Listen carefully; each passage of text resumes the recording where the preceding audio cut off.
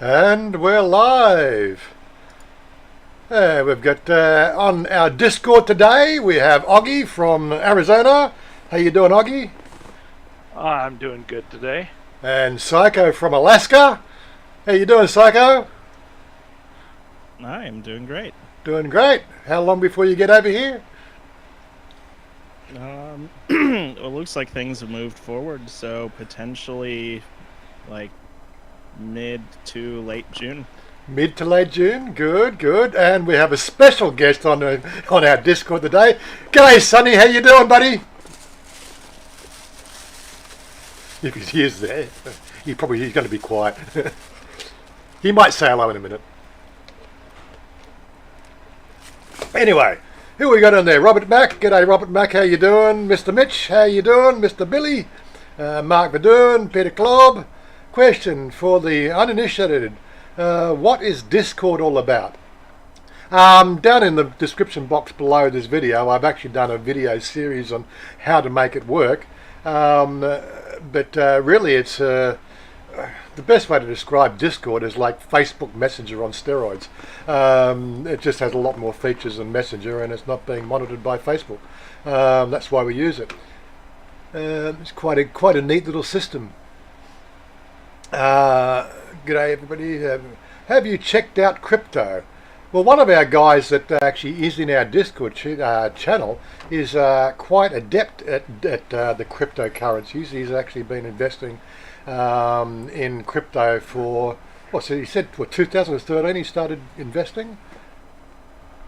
Was that what he said last night, Oggy? I think he said I don't know. I think he said it was 2013, and he's about ready to move to Thailand. He's actually about 10 to 14 days out of moving to Thailand. He's got his COE. He's coming to Thailand to retire under the age of 50. I don't know quite sure what he's coming here for at least 3 months, and then he's going to work out how to stay longer.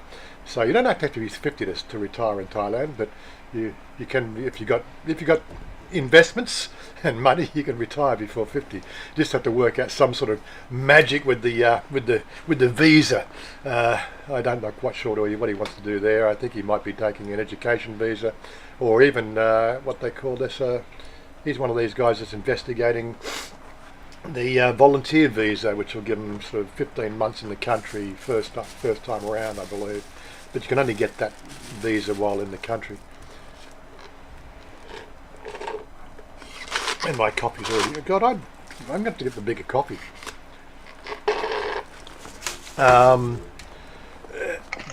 Excuse me. Need to find altcoins that are potential. Well, as I said, David would be the person to speak to.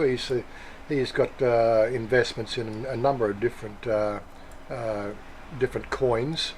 He has some of the main one as well, but he just knows what he's doing. Like he's trying to teach me. I'm sort of getting my head around the whole thing, and I just get lost with it until I actually start doing it. Then I pretty much I'm a sort of see it and do it sort of person to really grasp the whole thing.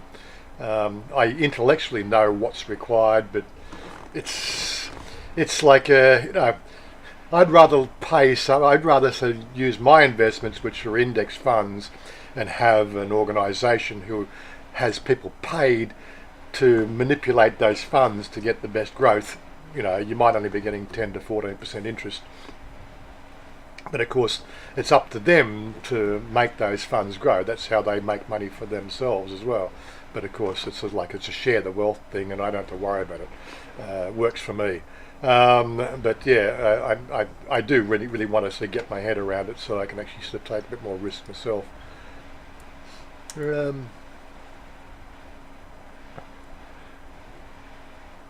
You gave up on you said Mount Gox. Yeah, so that was one of the biggest debacles. Well, as David told me, or he's recommended, don't leave your currencies on those exchanges, because exchanges can be hacked. Definitely use exchanges, but look, I've got the gear. I've got my ledger, but the trouble is, I don't have the coins to put on there. Keep the coins safe on your ledger. You don't have to keep them on the exchange. What do we do? More. You can stay in Thailand definitely if you only go outside during meal times. Fair enough. Niall, look, I haven't run it by Chanya yet, but since I saw you there, there is a special function next Wednesday down in Pattaya for anybody who's listening who might be in the country. Nick NDTVI, he's doing a special function at the Hideaway in honour of our great friend who passed away almost 12 months ago with his arduous battle with cancer. So he's putting a special function on there so that we can we can have a bit of a sort of a think and a celebration, and I don't know, celebrating his death. No, I didn't mean it that way. I mean, it's just celebrating the good work he did while he did have his channel, and a sort of a remembrance. So I do want to see if Chanya wants to come down for that one as well. So that'd be nice if we can get down there.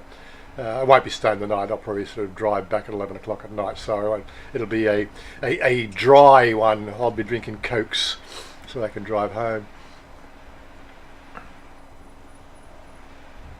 Well, I said in a couple of weeks' time, after David goes through his quarantine, right, and gets himself all set up in his abode for 3 months, we can definitely sort of do something like that, because then he'll be in my time zone. Right now, he's actually 6 hours behind us. He's still in Germany, so he doesn't make it for the morning live stream. But once he's in our time zone, we might be able to make that happen.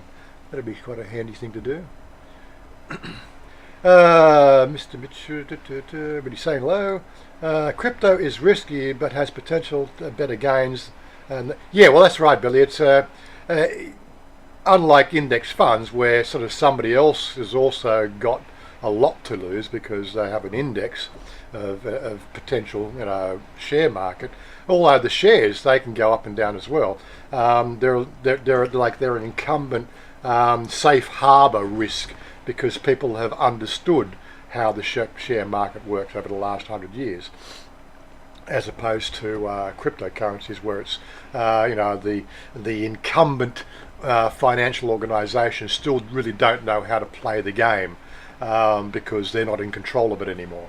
But they're also sort of seeing the fact that the new online systems that we've got, the different Reddit groups of people getting together and banding together, how they can also upset the market.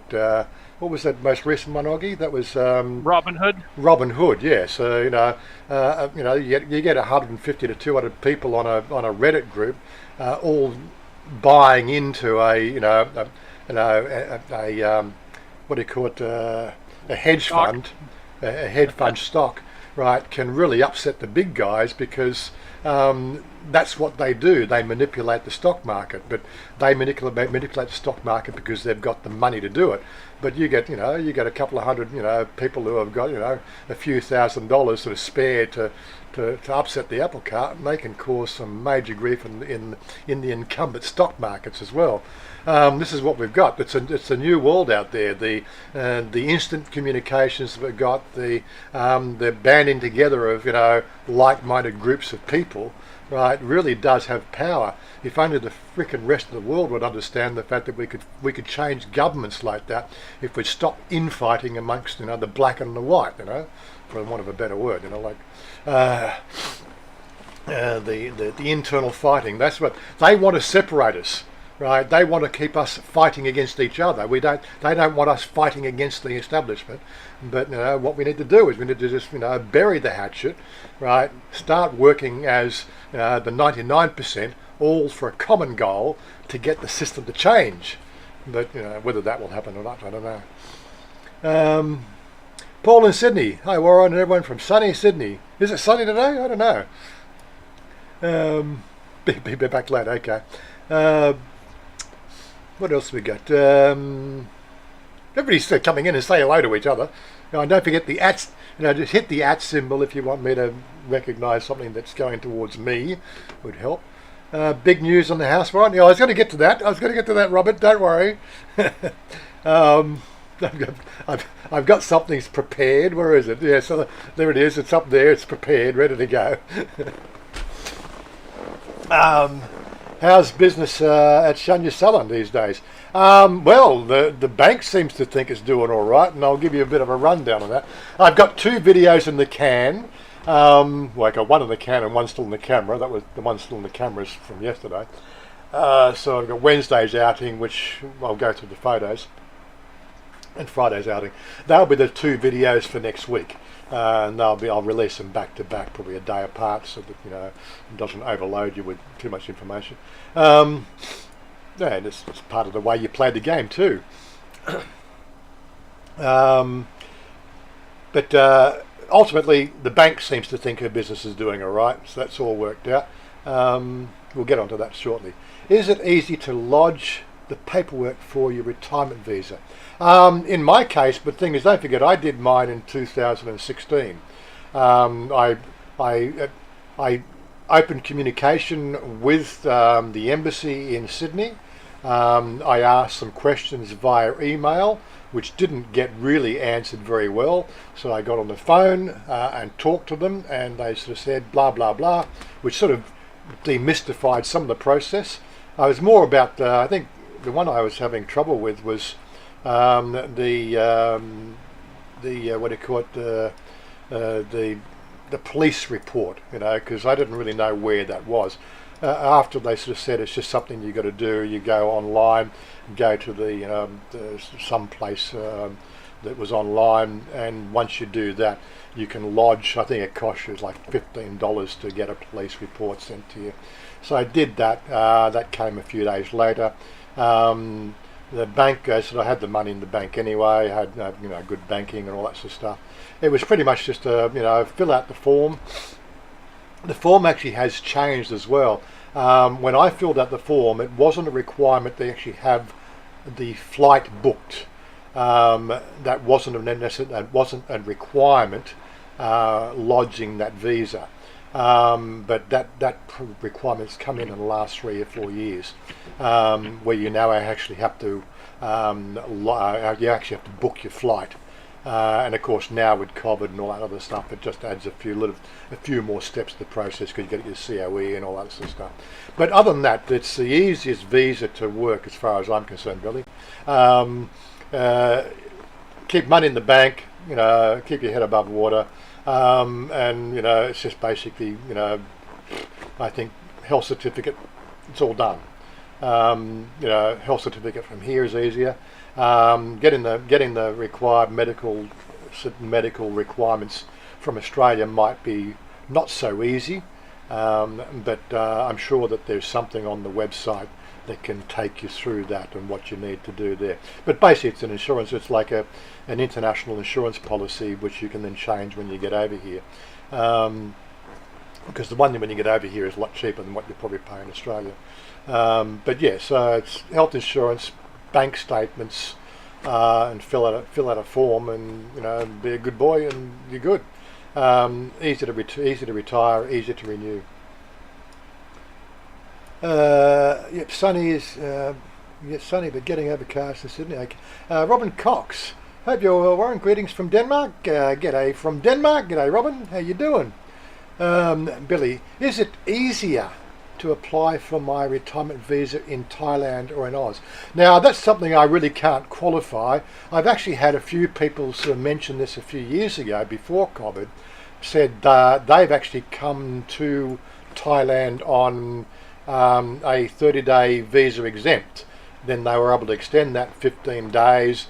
Then they got a tourist visa from the window from the local Changwatara, or wherever they were, and then from there they just applied for the retirement visa in country, and they said it was quite easy. The difficulty back then was obviously getting money in the bank, because technically you can't open a bank account unless of course you've got a work visa, or you have a long stay visa. But there are some banks that sort of turn a blind eye to that, which means you can get money in the bank over here, as long as you've got the money in the bank and all that sort of stuff. I don't know how it works now, but people have sort of said it was fairly easy to get what they call the O retirement visa, which is issued in country, as opposed to the OA retirement visa, which is issued from embassies around the globe. Hopefully that makes any sense to you. If not, I'll try to make it a bit simpler. There's two types. Greetings from Rochester, New York. Okay, g'day Dan, how you doing? Anyway, let's moving along. So the big news for today. Let me just get this up on screen. Billy, do you know what an agent would charge? I have been sort of hearing stories, the fact that you may pay up to 25,000 baht for an agent to do your retirement extensions. I'm not quite sure what they charge to get your, to actually do your changeover to different visas, but I would expect it's around 20,000, something like that.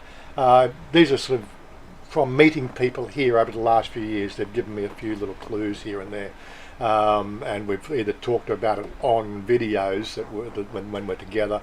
But things change so dynamically here. It's very hard to keep a list.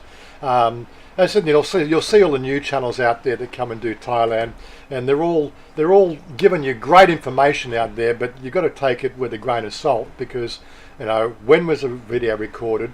What province are they in? What immigration office are they talking to?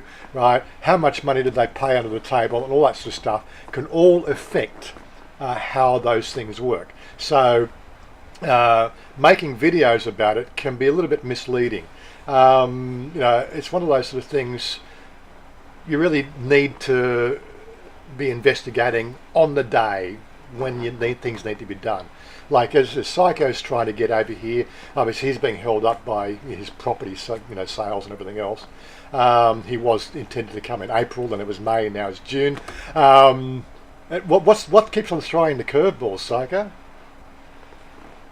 Well, it's a little bit. So actually, it was going to be July. It's actually reduced, but it's just I gotta sell one piece of property, and luckily that's actually going through pretty well at this point. So far, we'll see. Got a positive attitude. Yeah. But as you've already got your injections now, so you've had both rounds of injections. Yep, 2 weeks after both rounds of injections today. So and technically, I could fly there and have a 7-day quarantine or whatever. But we'll see. And you didn't grow an extra foot or something, did you? You didn't. No extra feet. No, undying love for Bill Gates. Right. No. So far, the scales didn't. The scales didn't show through, like being an alien or something. Have you been watching that? Have you been watching that series called Resident Alien? I have not. So to be honest, I've been missing out on a lot of TV because I've just been watching Thailand YouTubers the entire time. So honestly, you guys should be thanking. You probably watch more Thailand YouTubers than I do. So who have you been watching? You, of course. Yeah, of course. Yeah. But also, so I watch a lot of Bangkok Strange, so Dana Bluen. Don't even know him. He doesn't post on my group. Yeah. So yeah. Oh yeah, no, I'm sure you and Dana and Mike's would get along. And then there, retired working for you, CB Media, and then there's this new guy, Patty Doyle. That he does some just excellent videos, and he's got a really good personality for it. He's just seems, at least it comes across that he's just seems like a cool, honest, individual.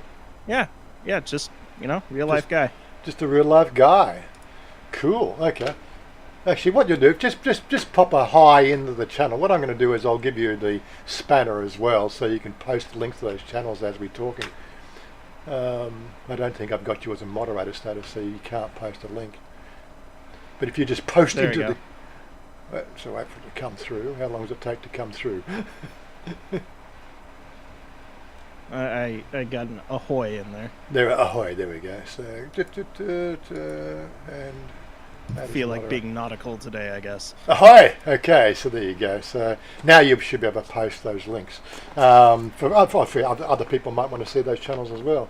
So I don't watch Thailand vloggers. I find that when I do that, I start to, feel that I need to emulate. If they've done a good video, then it takes it away from me, my style, sort of trying to emulate somebody else's style. You always try. I've always wondered about that. It's like how do you, go, hey, that's a cool idea, but you try and incorporate that, but still keep your own style. Yeah, it's not easy because I know you're running a channel yourself now, with you guys with your podcast. And again, that's got a unique style, but I always hear it from the third person, which is you're constantly at battle with each other as which way you want to take the direction of the channel. Yeah, a little bit. It's sometimes I get very opinionated on that type of thing, and then I realize, it's all good. Well, that's it. We were doing the Talkback Thailand. Was it Stephen and I'm going blank. But we were doing a Talkback Thailand, and of course, then we had that big blow up, which was just to do with the fact that it was actually off camera before the blow up happened off camera, where I'm just saying we need to go in this direction. Let's get rid of the bells and whistles. Let's go for the information content based sort of style, right? And that just sort of didn't float well with Stephen, and then he came on drunk and had the big blow up. It was great while it ran, but it was just a difference of a difference of opinion. Interestingly enough, he took that channel in that direction after the big blow up anyway. So it's pissing up the wall sort of shit, that you've got to deal with. Who has the bigger cock? I was quite happy to own it, but the thing is, I just said we needed to do it. I don't have any grief with him now, It's just that every time I go on his live stream, I just seem to pick up a whole bunch of idiots that want to sort of then come on and cause problems on this stream, or in my video channel. If I just stay away from it, I don't get any flack from people, So it's one of those sort of things. I don't have a problem with Stephen at all. People have been asking, is there a fallout? No, it's just the fact that it's not so much Stephen. It's the fact that when I go on and present myself there on Stephen's live streams, right, all I do is I get 2 to 3 weeks of arseholes coming back on here. They seem to forget about you if you don't go and make yourself public on somebody else's channel. So I just stick to myself now.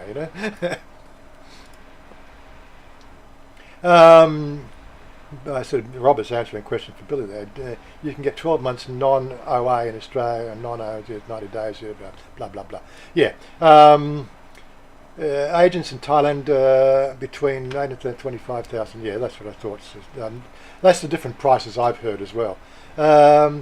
Morning, Warren. Master William, g'day. How you doing? Right. Paul A. Warren, you don't need to copy someone's style, and just be yourself. And that's what I mean. That's what I've done. And I think the style that I've got, I just try to be honest about everything. Not try to, be demeaning, be, in somebody's face about everything. If I see something good, I'll tell people. I'm quite happy to sort of promote somebody else.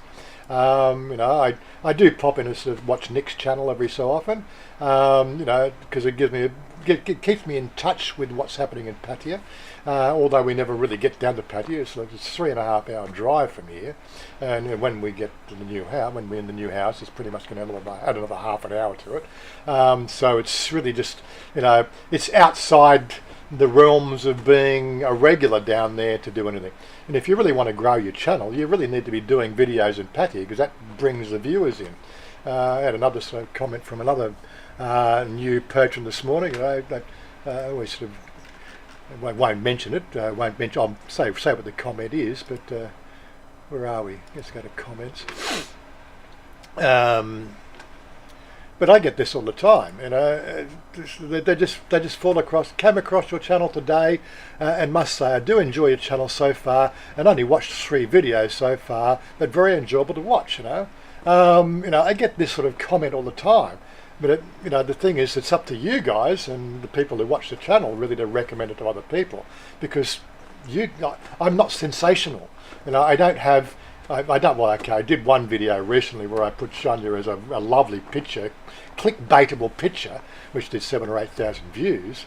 But she was the one who was presenting the thing anyway, so I thought it was within my rights to sort of make her the feature thumbnail. But normally it's just I just usually pick a frame out of the video, because I don't like to fake it. I just like to keep everything above board and honest, and that's why people come back, because they like the honesty and my opinion, which is never demeaning. It's just down to earth and valid. But it's down to earth, valid for the now, not forever. And I try to make a point of that. That's the style. Just have fun with it. I'm never going to be I'm never going to be a million view channel. I just don't have the clickbait to make it that way. Not that I wouldn't mind, but I'd have to change myself to be that sort of person. I think that's what I'm getting at.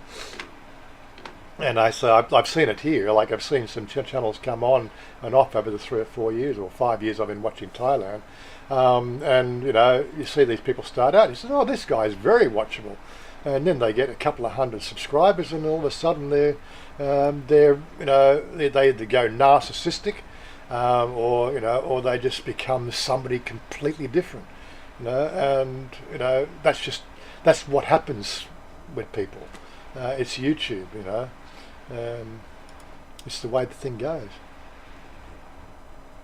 Well, I imagine in a way it's probably hard.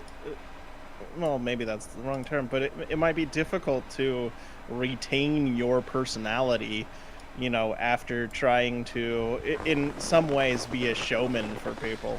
Yeah. Well, I've had it. Like I've been on BTS. It's happened a few times over the years, and well, not so much in the last 12 months because we don't have any foreigners, but when people were coming here, I'd take a run into the city, and I'm on the BTS, and have an American girl walk up to me and says, "Hi, I've seen your channel," and then all of a sudden you're doing selfies with this unknown person. And that was when my channel was only 3,000 or 4,000 subscribers. Now I'm finding that even the locals here, I go to places, like I think we were at Soy Cowboy a couple of weeks ago, and we're talking with the guy, one of the managers outside there, and he was talking with somebody else. I just introduced myself, because I knew Liam, and the guy turned and says, "Oh, I know you." He's the manager of the Kiwi bar, and then he basically says, "Why don't you come and interview me at my bar?" I didn't want to tell him the fact that I dropped in 3 times over the period of time when I was choosing what bar to be a patron of, and 3 times I walked in there, ate lunch, and tried to make my presence known, but nobody gave a damn. The first time I met Susie, she was all over, "Hi, how you doing?" Right, and then went back 4 weeks later and, "Hi, how you doing?" So happy to have you come back. And this is what the thing, and we did. We spaced. I think we spruiked 10 different places, which looked like potential places we could run our meetups at. But out of the 10 places, Susie was the only one that really made you feel at home.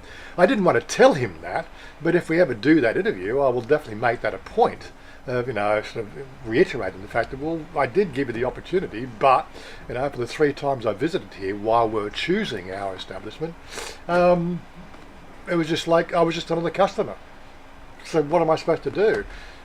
Go to a place that made you feel like you were like part of the establishment, or go to a place where you're just a paying customer.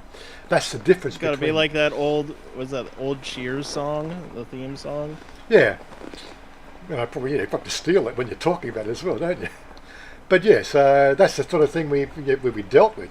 Of course, now that I have my channel bigger, and that was when my channel was only maybe 3,000 subscribers, so it was only fairly small. It's twice the size now, and that's the thing. Now they want to be a part of it. Isn't that typically the way it works? They want to be a part of it now because I have more influence, right? But Well, you sort of thought about that before you started. That's what's wrong with our modern society these days, right? They only care about what's in it for them. Whereas, like, I care about my channel. I want to have my channel running, and I want to have my channel giving good information and engaging with people. But I don't want to make a big song and dance. This is a hobby, right? I want to keep it as a hobby. If I make a few bucks for it on the side, then all well and good, right? It's only when I make more than 150,000 baht here in the country that I have to really worry about anything. And then if that ever happens, then I'll deal with it. But again, they really don't know how much money you're making on the YouTube anyway. They don't have insight into that. And of course, my channel's registered in Australia, and that's something that people don't also realise. The fact that I did have this channel running before I came to Thailand, right? There is a lot of misinformation out there, but as long as you keep your head above board, you don't defame the kingdom, you don't sort of upset local ties, right? They don't give a damn. They're more concerned about the issues in Myanmar, the people illegally crossing the border and sort of taking Thai jobs. No Thai person could do what I do on YouTube. Well, they could try. I don't think they'd do very well. They just don't have the Australian accent.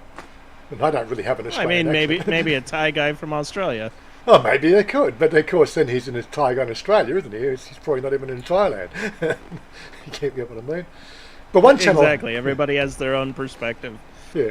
One channel I do really enjoy watching, and that's Bangkok Pat, because he tells me stuff about Thailand, right? And he deserves so many more subscribers. Yeah, but he's not making it. The only way that Pat's going to really make it is if he gets at least 2 videos out a week. And unfortunately, he has a regular job to deal with, right? So he only gets, from about 6 o'clock to about 8 o'clock at night to shoot video. And whenever obviously because he's got his girlfriend as well, or I don't think he's married. I think he's got a girlfriend. He's not actually married, but he has to keep family, keep her happy, so he can only get out and do this and do that. But he puts so much work into it, right? Like going and he actually contacts, if he finds stuff on YouTube, he actually will reach out to that person on YouTube and ask if he can use the footage. Right, and he will not use the footage unless he gets a response from those people, right? And when it comes to photos, he does so much. Yeah, the quality of his stuff is like National Geographic, Discovery Channel level quality. Yeah, and for YouTuber, like there's the potential for him to grow really well, right? Only requires him to play the SEO game. Right, he needs to bump the SEO, and the only way to do that is by playing the numbers, and the numbers really state that he is going to have to do 2 to 3 videos a week, right, on schedule, right, routinely without interruption, right, and get the SEO to really lift your channel, right. There's other ways to do it. Like I said, there's a couple of great channels out there that. Like I've actually been thinking about sort of contacting one of them. So I don't know if you know Tim Schmoyer. He does Video Creators Channel, and it's one of the channels I do watch about clues and bits and pieces, and keeps me on track a bit. But he has. I could take his course. Right, I think it's $300 US. Right, take his course, and basically he goes through and he will then sort of spend the time and analyse your channel, and he will then tweak a few little things.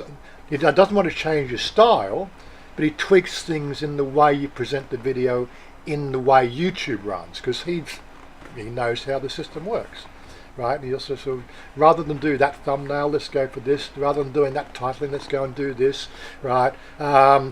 With the way you're presenting, let's do the first 3 minutes of this way here, to retain the, build it up so you're giving something right out, which then makes people want to stay on the channel, right? So if I look at my video length, a typical 15-minute video, I get my view time around about 7.5 minutes, which means that at least 50% of the people are watching that video, right, for the full length of the video. But you also get the other people that click on the thumbnail just because it's there, it's in their next queued up video or something or other.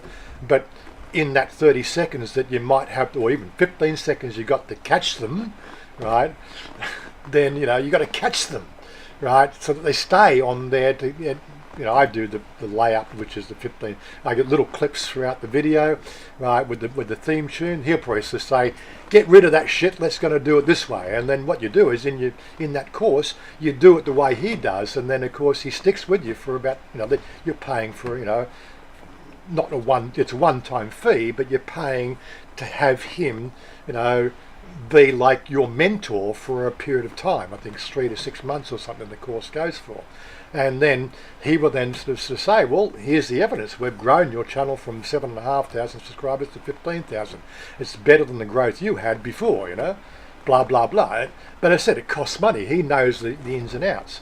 Like, I've watched enough of his shit that I know how to do it myself, but, I would prefer to think about having somebody teach me. Like I've been helping Pat, and I've helped a few other people about things I know, which has obviously helped them get started.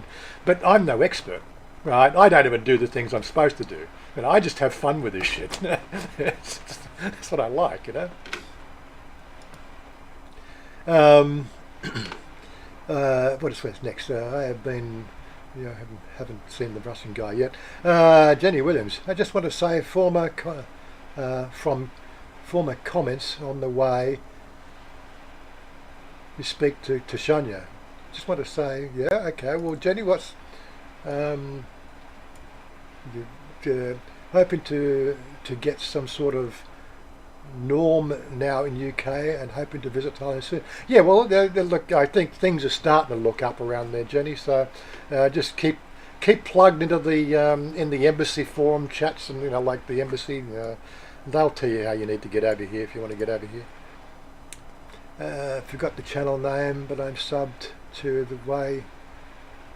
Too many to find. Yeah, too many channels.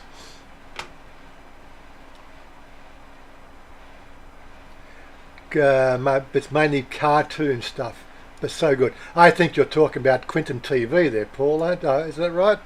Quinton TV, so he did a little thing. I think when he was doing the Thailand vlogger series a few years ago, I think I was the second vlogger he did in his expose, and that video does fairly well. It brings new people, and people go back and look at the stuff. But I do like his little stories, and they take a lot of time to put together as well. I think that's the way you mean, Quinton TV. Chugsy, what about explore more? Look, I've been thinking about doing more exploration in Bangkok. There's a whole bunch of stuff happening in Bangkok now, but like we've only just come out of the red zone. So I've really got myself really involved in gaming. More than I probably should do. I should be getting out more back into Bangkok. But you've been here for almost, coming up to 5 years. I'm starting to really take the, let's just relax back and just enjoy the life, sort of type of attitude. Going into Bangkok to look at this, or to look at there's the new Klong, the Klong revamping process they've done around the place, and like I've talked about, taking the long tails up along through Sukhumvit there, and but I've never done it. Like I've seen other people do it, and I said I'd like to go and do that, but I don't want to do them alone. I'd rather go with somebody. And it was something I was trying to do with Tim when he was in Bangkok. We were trying to get out together and do things, but then of course things just got too hectic with Tim, and we just couldn't really link up and do it all together, and blah blah blah. And there's nobody else out my way anyway to link up with. And as from a few weeks from now, I'm further out of Bangkok to actually make that a thing. But it's something I've wanted to do. But I'd really like to have a second person in the video, so where I'm just not going out on my own. I'm going out with somebody, and we're exploring together. I'd like to do that stuff more so we can get more dialogue between two people as we discover together. Jerry said he'd do it, but the thing is, Jerry's never in Bangkok at the same thing. Like he's a tourist. He's been here 3 years. He's still got the tourist bug. He flits all over the country. I think he's down at Koh Chang at the moment. So trying to organise something sort of regular is almost impossible as well with Jerry. But I've seen Jerry and Vance. They've done the new gentrification of the Klongs. I've seen the photos that they've done, and I said, well, if you just only told me you were going to go out there on such and such a day, I might have joined you. But it's the way they enjoy Thailand or Bangkok. I would like to go along and see it too. Like I got a couple of videos there. It's in the can that I haven't even put out together where we actually did that exploration, and I need to sort of get them encoded. They're not specifically time based, but where I think we did a night time. Went to a club somewhere up on Sukhumvit 11, and then we also did some wandering around together and checking out. But thing it was shot 6 months ago. I just never got around to making the videos. That's what you do. Sometimes you shoot footage and say, well, it's not our life in Thailand. It's just more Thailand based. If I'm going to do that and make more of it, I need to do more of it and make it a regular thing so that it creates a new audience, which is another bit of work, And again, all these sort of things just take time, It just makes it difficult, when you're trying to just sit back and relax and enjoy your senior years and play stupid games. Well, they're not stupid, are they, Sako? They're not stupid games. They're good games. It depends on how you're feeling that day. But yeah, you're gonna have to. I enjoy them a little too much. Yeah, you're gonna have to get on and play. We've got 4 in our team on the Elite Dangerous Odyssey at the moment, testing things out. So we've got 4 in our team. You have to join us. We'll walk you through the ins and outs of the game. It's going to be great. I really think that it has the potential to really sort of kick the tyres of Star Citizen if they implement it properly. And it's really going to come down to making sure that these missions work properly, but just the whole flight dynamics and then sort of touring sort of stations and planetary sort of outposts and things like that. It's going to make it's going to give Star Citizen a run for its money at least, because simply it fucking works. Star Citizen, we've still got one solar system, and how many bugs have we got? Although it's much richer in graphics and textures and everything else, and the missions seem to be a lot better thought out. Like you're actually doing caving, or you're going into these underground silos, which really are very well fleshed out. The stuff that we're sort of seeing in Elite Dangerous are very much surface based, no underground silos and things like that. So they haven't gone into too much detail with that, if you know what I mean. But they still have missions, just like the Star Citizen. But it's going to be, time will tell. 3 months from now. But I said, if you got the alpha, you've got to come and test it out. Yeah, I'll have to take a look. I haven't purchased it yet. I was kind of hemming and hawing and going, I've got so much stuff to play, and actually I've got coming up here in about a month, like after I take the Colorado trip, I've got just so much stuff I'm gonna have to do regarding visas and dealing with work, dealing with selling everything here, that I'm not gonna have any time for it all. So right, we'll see. I know how it works. But yeah, anyway, so we've got 4 in our team, and I think we had all 4 people on last night at one time, but we weren't doing missions together. There's no joint missioning yet. That's still part in phase 2, I think, or phase 3 of the alpha.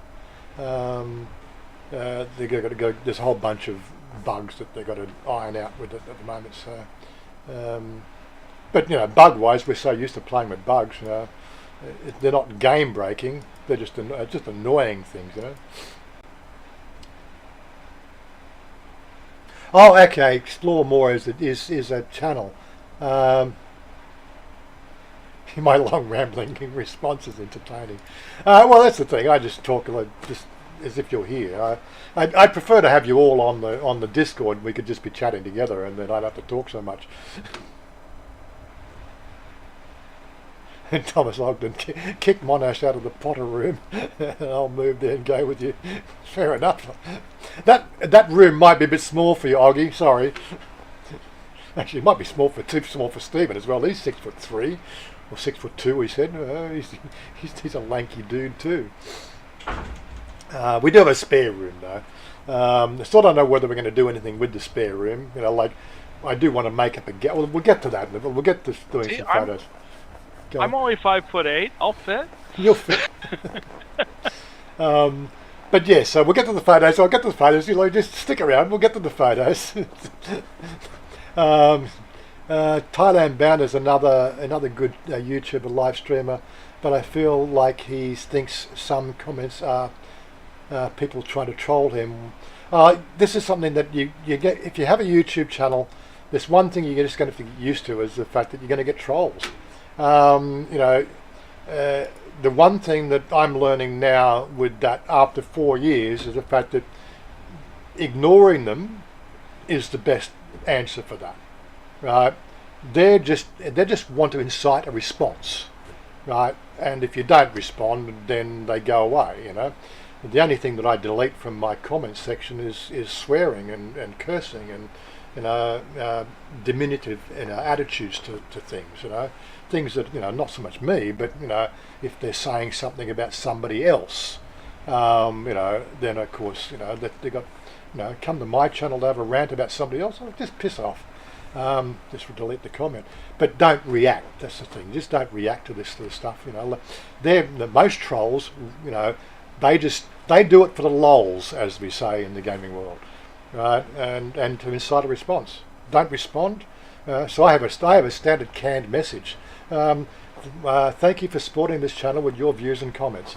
You know, it just boosts the SEO score and helps YouTube make money. You know, because that's exactly what to do. Leaving the comment on there is better for my channel than deleting the comment. So that's the standard canned response. You know, they come in, they go. They come in, they go. Whatever. It's no skin off my nose. You've got an opinion. It doesn't align with me. I don't care. As long as you. Everybody's got one, and theirs doesn't stink. That's it. Yeah, everybody's just like an arsehole. That's it. I really enjoy watching the Thai vloggers fighting amongst themselves, like a cheap soak. Yeah. Well, that's why I don't watch it, because they do. They get in each other's. You know, they could just do so much better if they worked as a team. Like, there is a very most vloggers have never done the sort of things I've done in my life. I did Amway for 3 years. I did sort of Toastmasters. I've studied sort of neuralistic programming and a few other things like that. I could also use that. You were a member of Prayer's cult. I've done all that sort of shit, you know. I know how it works, right? One thing, like edification. I cannot promote my own channel, but I can promote other people's channels, and I give them a good rating and a good review, right? I can give them the power, right? But that's how we did it in Amway, right? I can give my team the power by saying good things about them. And then, of course, they can then reciprocate and then say good things about me. And we sort of then look like we're presenting as a team, right, of people, of like-minded people. And you won't believe how well that works on a psychological level. If you've got people fighting against each other, then what does that say to the people watching your channel that you don't know, right? They just come for the lols, right? But if you really want to grow a team, you work as a team, right? As I said, you know, one of the guys that's on my team is Bangkok Pat. Always give him a good plug, and he's done the same for me, right? That's how you build people up. I can't build myself up, but he can build me up. I can build him up, but I build him up because he's a damn good channel, you know. He just needs more time to do more videos. That's all. Yeah, I was watching Simon Land of Smiles, and he it was a few months ago, and he actually had a shout out to you on one of his videos. Yeah, too. and I saw that shout out, and I saw for about a week I had a lift in subscribers and a lift in views, especially on that particular video. I think he was actually referencing one particular video. I think it was the one I did for Chanya when I was touring Rob's house from actually November or December last year when we went down there. That was the video he referenced when he gave the shout out, and that video all of a sudden had a peak in views. So it was pretty much leveled out, and all of a sudden it got view growth again. That was the video he referenced. Like I said, it works. He gave me, and I always, whenever we talk about Simon, I always give him a plug. Simon is a great bard. And that's the way I'd like to describe it. If you're in the gaming world, he's a bard, he's a storyteller, and he tells a damn good story, right? And he's still definitely whether the stories are true or not, only Simon knows that. I'm not going to sort of make it look like a bad thing. I think it's a good part. Every bard tells stories. It doesn't matter whether they're true or not. People come for the story, not for the truth. They want to get the truth here. You can't handle the truth. You can't handle the truth. That's it. But Simon has a great channel. It's a real shame that he couldn't make the given the situation with no tourists. Of course, it makes it very hard to run a tourist-themed homestay. That makes it very difficult, especially if you don't have a lot of cash behind you. I think he'll be back. I'm sure he'll be back. He just needs to get some funding behind him. That's all. But he's definitely a channel worth watching. He's got a new channel out now, which you can go and check out. It's obviously his exploits in England, trying to get things back and get all his ducks in a row. His channel started in England, didn't it? He was telling Thai stories from his garage. Oh yeah, that's right. That's how he started. That's how he got known. It was the fact that he was always telling his previous exploits in Thailand. And he's got a plethora of knowledge. He's got more experience in Thailand than I have. He's actually run a business and everything else. And again, same with Sonny, right? Sonny's got he's got 26 years of experience in Thailand. And people don't give him anywhere near the credit. He's always being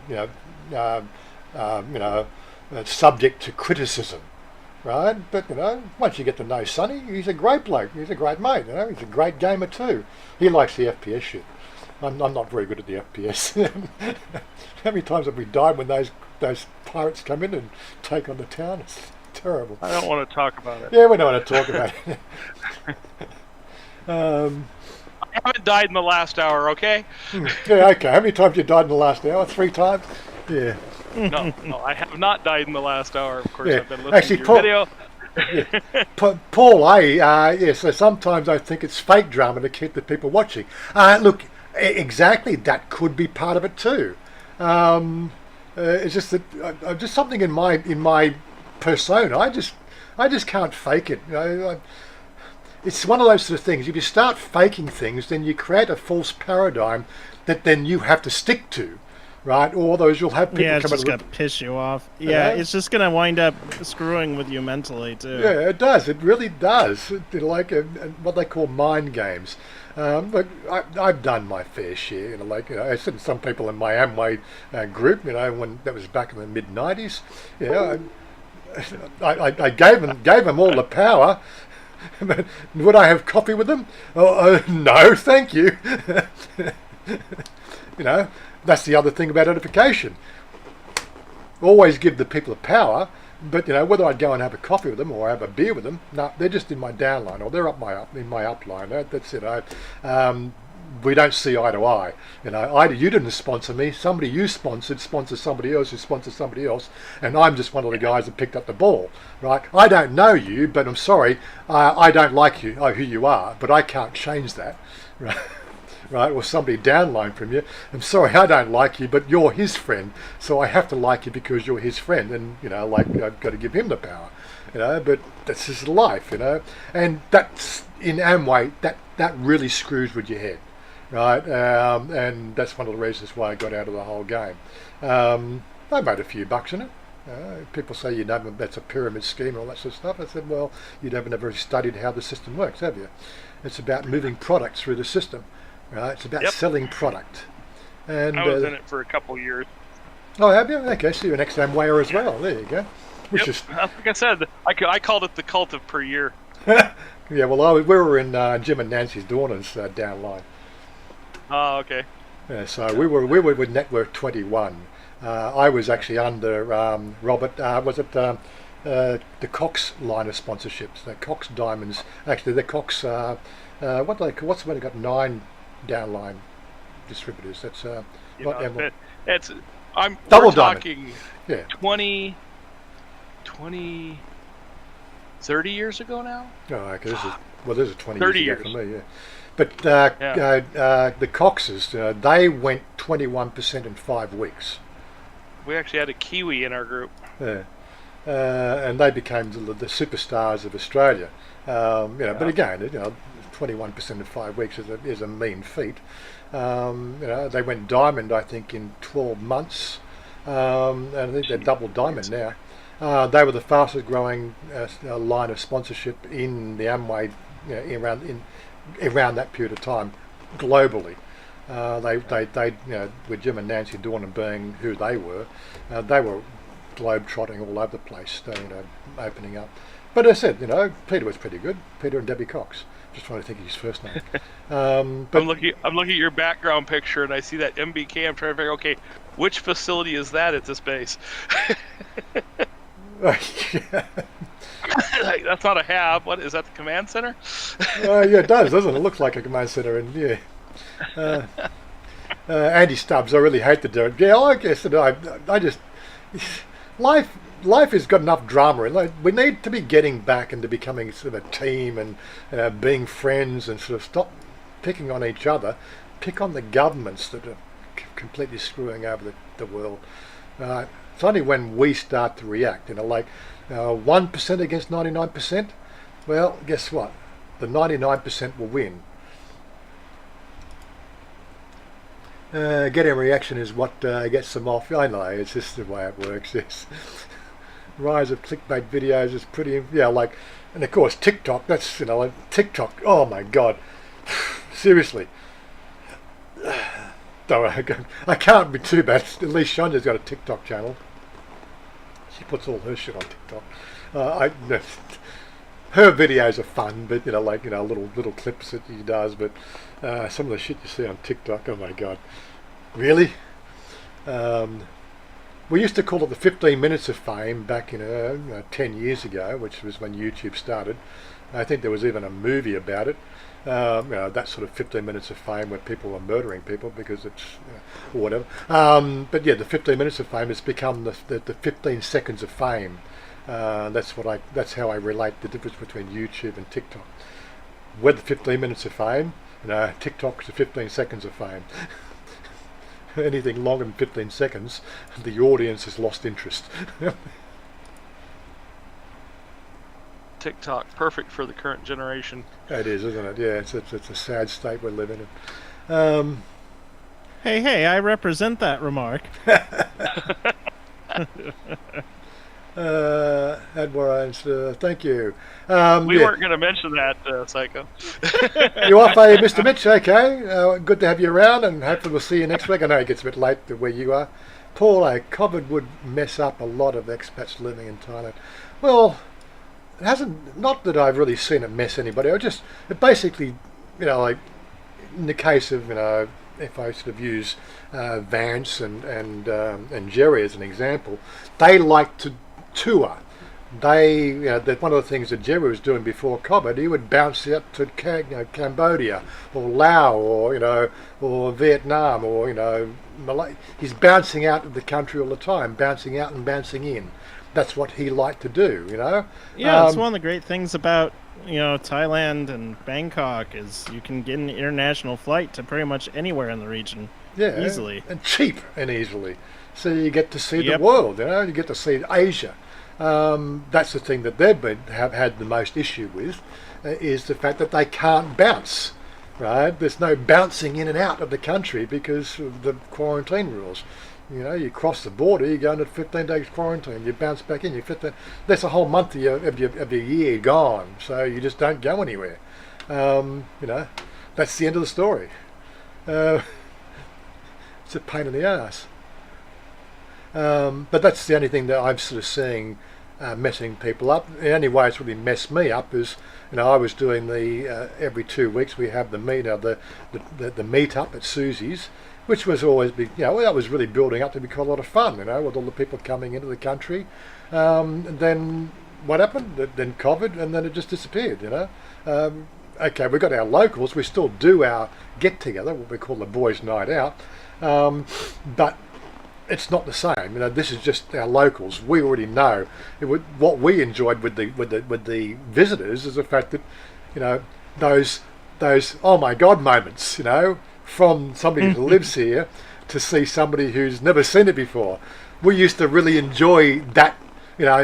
We'd appreciate the oddities of Bangkok through their eyes of seeing it for the first time, and that is something that I really do miss. It's one of those things I hope we can get back to in the next 12 months, just so we can do that stuff again. It is really fun to see that happen. When the locals see what because we forgot. We're so embedded in the system now, we don't get that oh my God feeling anymore because we're just so used to it. But we do get it when we see somebody else get it. We get that flashback of, oh yeah, I remember when I saw that for the first time, and that's part of the charm of Thailand. When Cody gets here, we're going to do it with Cody. We'll do some runarounds together. When David gets here again, although he's going to base himself on the other side of the city over near the airport, we do plan to get together at least once every couple of weeks. So again, I can get into the oh my God moments again, as he sees things for the first time or the second time, or get the idea. They're videos worth making if you can catch the oh my God moment. I watched a doco about the effect of COVID in Bali. Yeah, there's a few things out there, and a few of these countries are really suffering. Now, Thailand is not doing well. It's, but we're all yeah. The bot is finally lowering. Yeah, but it's also, it's causing them to sort of rethink monetary policy, like the based interest rate, like the reserve, we call it the reserve bank rate. The interest rates are actually quite high compared to other places, which obviously affects things like home loans and everything else. I will get to that. Don't worry. It's coming up to the hour mark. We need to sort of focus on, talking about what I was going to talk about today. Paul, if you are a retired expat with no money, with money, no problems. But if you're an expat with a business, it would, it absolutely. I've actually been saving. I haven't been spending anywhere near the same amount of money in the last 12 months as what I did in the previous year. Because basically I haven't been going out as much. We sort of do our local things. We do our Wednesday lunches, eat at home. Eat the grab meals. Okay, the grab meals might be more expensive than the street food, but we just don't go out. We don't go into the city. But like we do. We're getting sort of lately. We've been getting one trip a month, but before that we pretty much had no trips. So a night out in Bangkok would cost me 5,000 baht. On average. There's drinks and buying a few drinks for the girls and things like that. Buying a round of shots, it's not cheap. Darlow, we're travelling more within Australia now, off to Brisbane next. Oh, they locked Brisbane down, didn't they? They locked Brisbane down for 4 cases of the flu last week. Jeez, yeah, okay, whatever. A lot of cheap travelling. Yeah, especially there is a lot of cheap travelling. I bet you'll get that on my God when you see a dude riding down the road with 6 cats on his bike. I still get the oh my God! There's 3 children under the age of 3 years old on that motorcycle with that mother. How the hell they freaking hold on? I'm sure that's just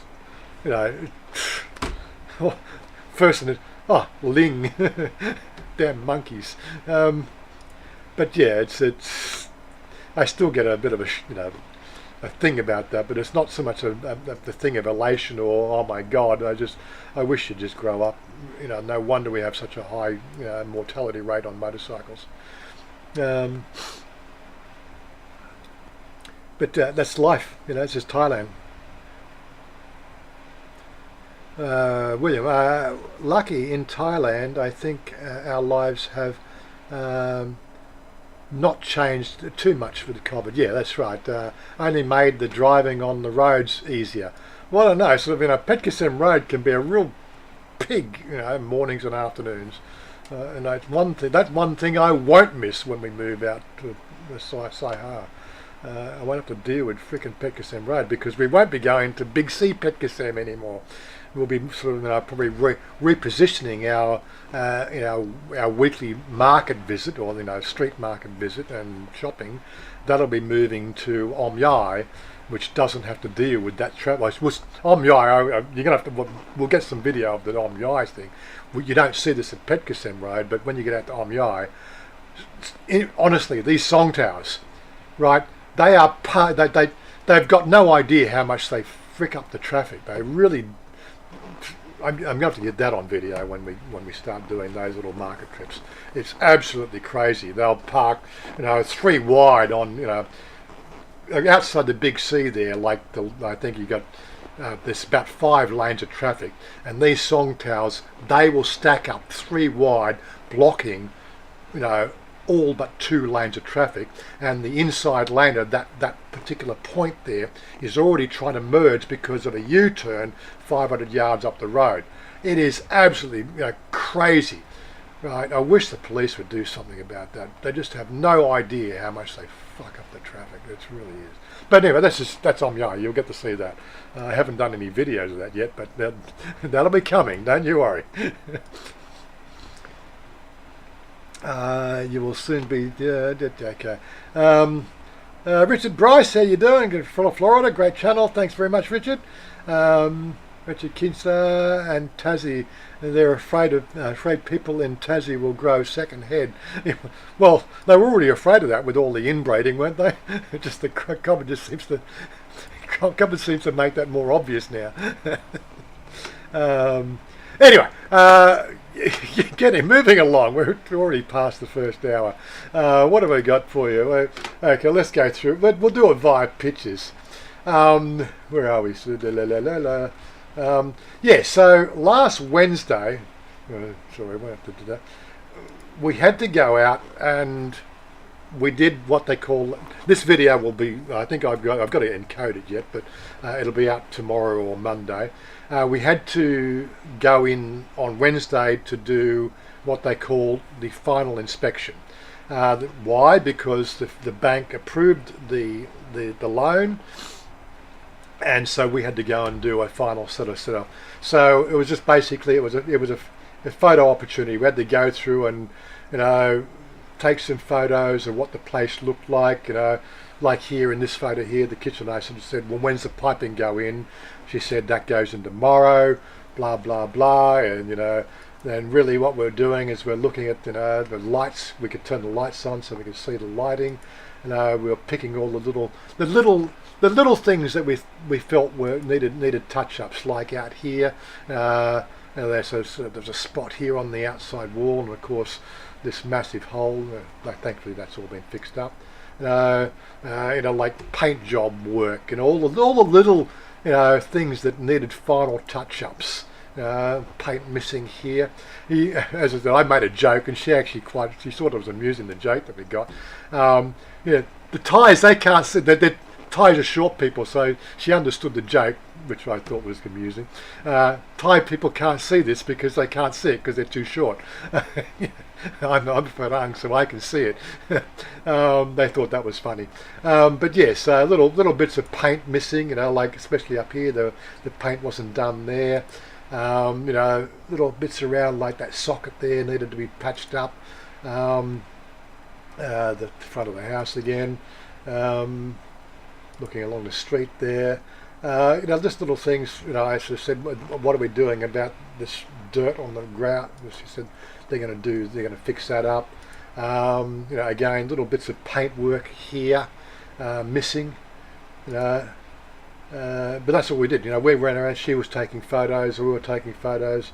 You know, pointing out little things that we felt were wrong. You know, don't forget. You know, it was a part of an approval process to approve the fact that we're, you know, like again, like we said, these screws. Well, they could have done a better job of screwing that together. You know. On door hinges and things like that, little spots on the roof, on the ceiling, paint's missing here. Like this one here, you know, you can see the paint goes up to the bottom of the eave. Of course, Thai people can't see the paint missing up here. You know, I made a point of pointing that out, so it was all thing. You know, again, ceiling there, a bit of paint missing up here. You know, again, Chanya pointing out us for something happened there. I think there was a scratch on the wall. You know, a door without paint on the inside, so on and so forth. But generally, they were just small little bits. And we went out to have lunch. Just the usual punch list. Yeah, there we go. That was when we had lunch. You'll see that in the video. Of course, then we went out after that. Then we went out and we were checking out chandeliers. Chanyaliers.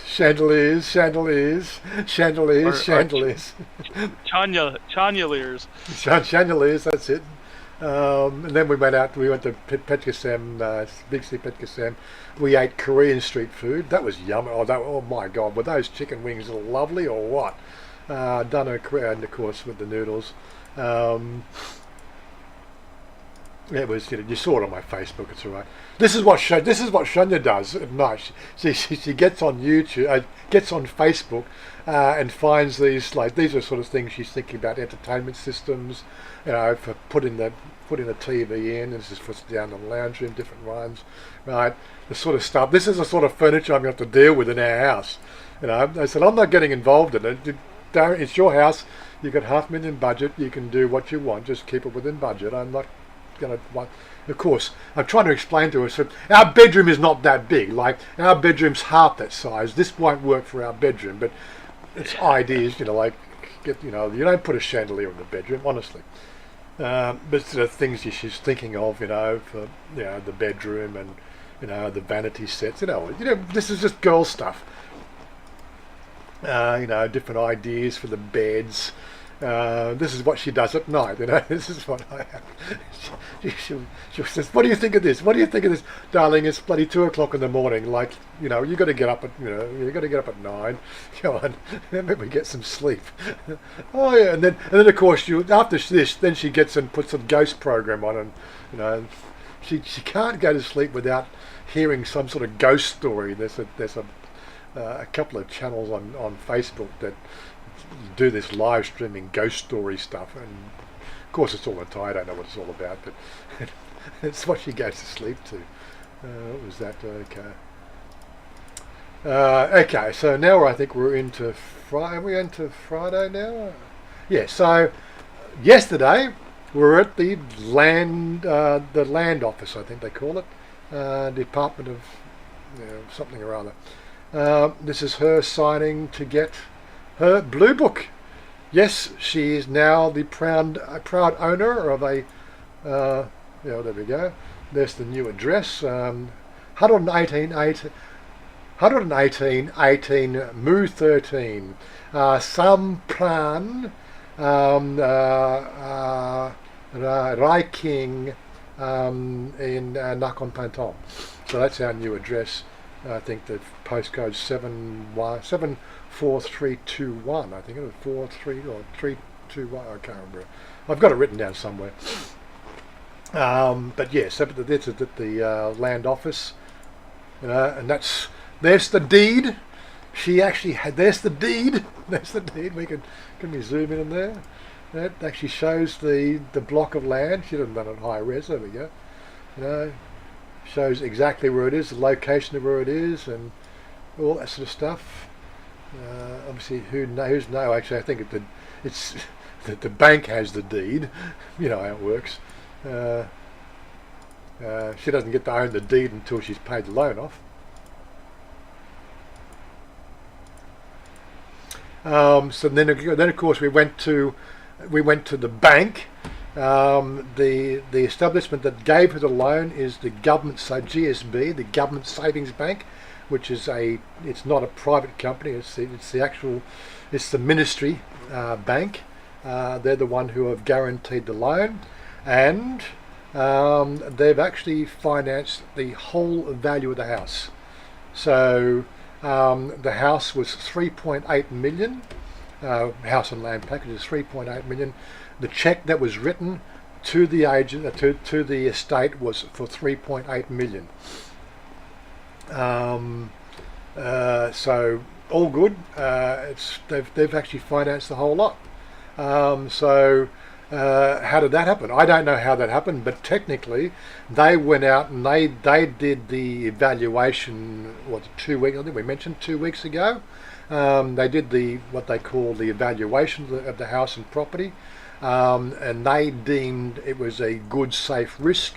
The value of the property has already increased from what our bill was, so we've already got at least a 10% asset value in the house already. So there was, apart from the 90,000 down that we've already paid, but that 90,000 we paid over the last 9 months.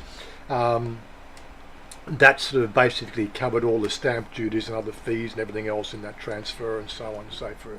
So it all works out in the wash. But the thing is, we already have equity in the house. They finance the whole lot. The loan is done at a 2.8% fixed rate for the first 3 years, and then it goes into the standard variable rate plus 1.25%, which is the home loan rate.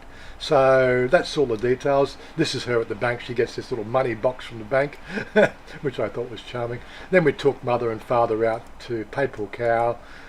We had lunch, and you know, I loved it. That's the deep fried snapper. Oh, this restaurant does great seafood if you ever get out this way.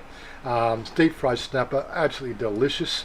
That one there is the what they call the snakehead fish done in a spicy tomato. I can't remember the name of it. Again, to die for. That's another one of their seafood dishes. It's a bit spicy, but I still like it. Tod Mangong. We go out there when we want to do seafood. We go there. They just do the best seafood. We haven't actually been out there for a couple of years, and we got there and they actually said, "Why you not come? Why you not come for so long?" Chanya had to explain the fact that she got a business now, and you know she's super busy and all that sort of stuff, and you know this is one of those sort of things. But we do, you know, they're only sort of for a 10 minutes drive from our house, so we do plan to probably eat there regularly more often. But I usually only go to this one here when we want to treat mother and father for a special lunch, because Pa really loves the seafood here, and I'm pretty sure mother does as well, because we've taken mother out there a few times. She likes the food here. It's one of those little restaurants, you know, that if you, out of all the places that we eat, you know, it's on the water. It's actually a floating restaurant. And they just do really great food, and it's very well priced. So highly recommend it. I've done videos there before, but we just haven't been out there because we go at night time, not the right lighting and so on and so forth. This is obviously taking, Pa actually hasn't, apart from the photos on Facebook, right, Pa really doesn't know what this is all about, and he only gets this stuff if he follows you know how Facebook works. You won't see what people post unless, of course, you interact and regularly sort of like their posts. I very rarely see Pa liking the post, so it's not in. Chanya doesn't do much of the photos of the stuff for the house, which would then get Father's attention. He doesn't, although he follows me on Facebook. He's not a regular follower, so the way the algorithm works, he probably doesn't see everything that I post. So he probably doesn't really sort of see how the progress has been going or the videos has been done. But I really don't know. It's the algorithms of Facebook is a bit weird shit. But yeah, so it's all done. The house was all locked up, and this is photos in front of the house, all ready to go. What's that? Oh, that was what I was trying to translate. What's he doing now? Anyway, so all good. That's the photo shoot. She is the proud owner of her own house. The comment that's look, I'll read this comment out that Tim posted on my Facebook last night, and it really sums up everything in a nutshell. Where is it? Okay. He says, "Congratulations on the house. You would think the eldest son, her brother, should be the most responsible one, but somehow in many families it ends up being the daughter who bears the burden for the parents. Chanya is now very much a Thai woman in this way." And I had to sort of said, not many people really understand that. She has completed her life, commitment to family. She's the one who will ultimately be, the caregiver for the parents as they get older. And again, after be quite, tongue in cheek. Normally you don't have to worry about two parents, your mother and father. She's going to be worrying about three, because I'm only a few years younger than them.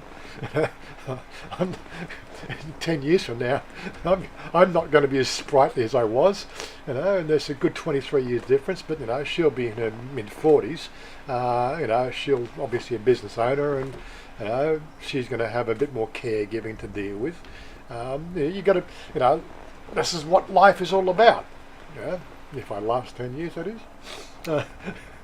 I do ride bikes on the streets of Thailand. You never know what might happen there. She might be feeding you through a tube. Yeah, and that's part of it. We've been together 12 years, and this is some of the commitment you make to your partner. But yeah, I think Sonny also sort of said last night he's in a similar situation with his wife. His wife is she has multiple brothers and sisters, but she's the youngest of the family, and it's pretty much become her lot in life to be the caregiver to the parents.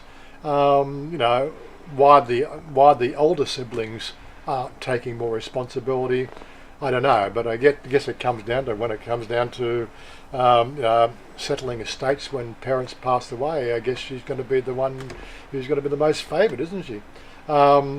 This is part of the deal, isn't it? This is the way it goes. I don't know.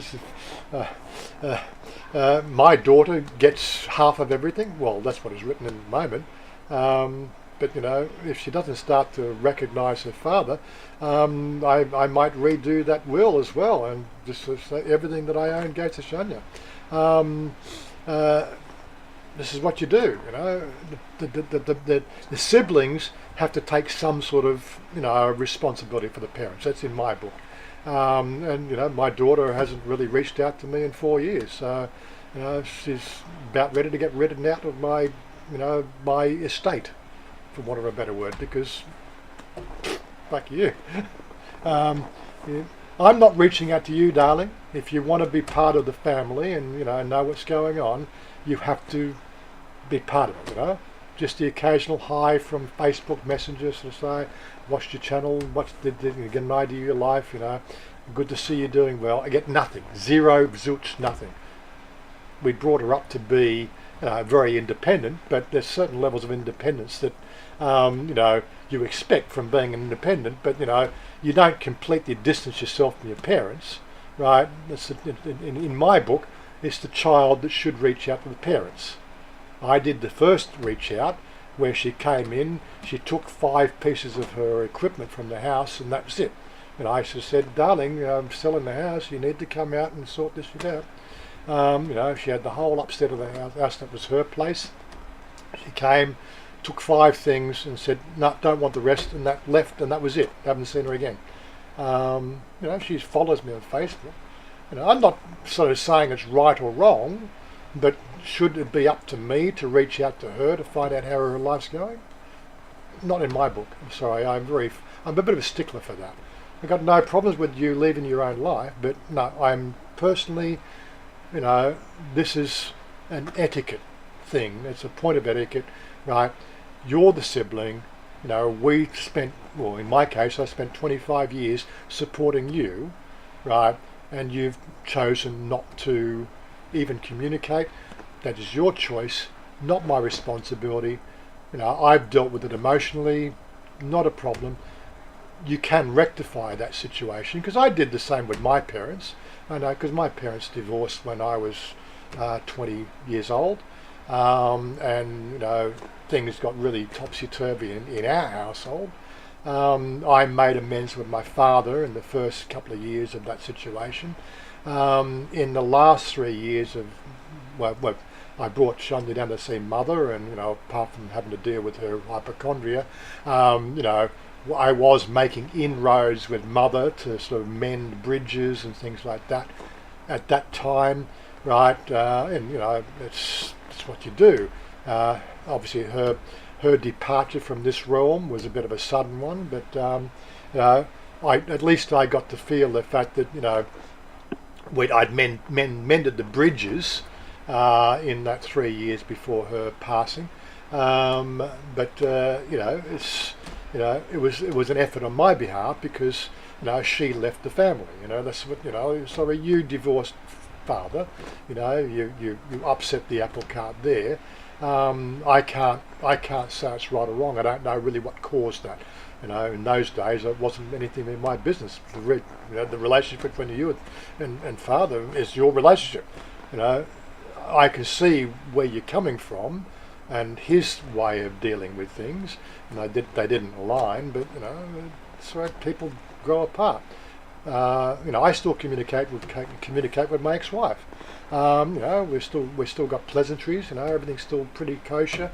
Occasionally she reaches out and says, "Look, I need, such and such needs to be done, I want to buy some presents for the kids here over here, because she's with a new boy, she's in a relationship, and they're not well to do, but they've got a lot of government support. She reaches out and says, can you spare a couple of hundred? I'd like to buy some gifts, and there you go, send it to her. I got no rule.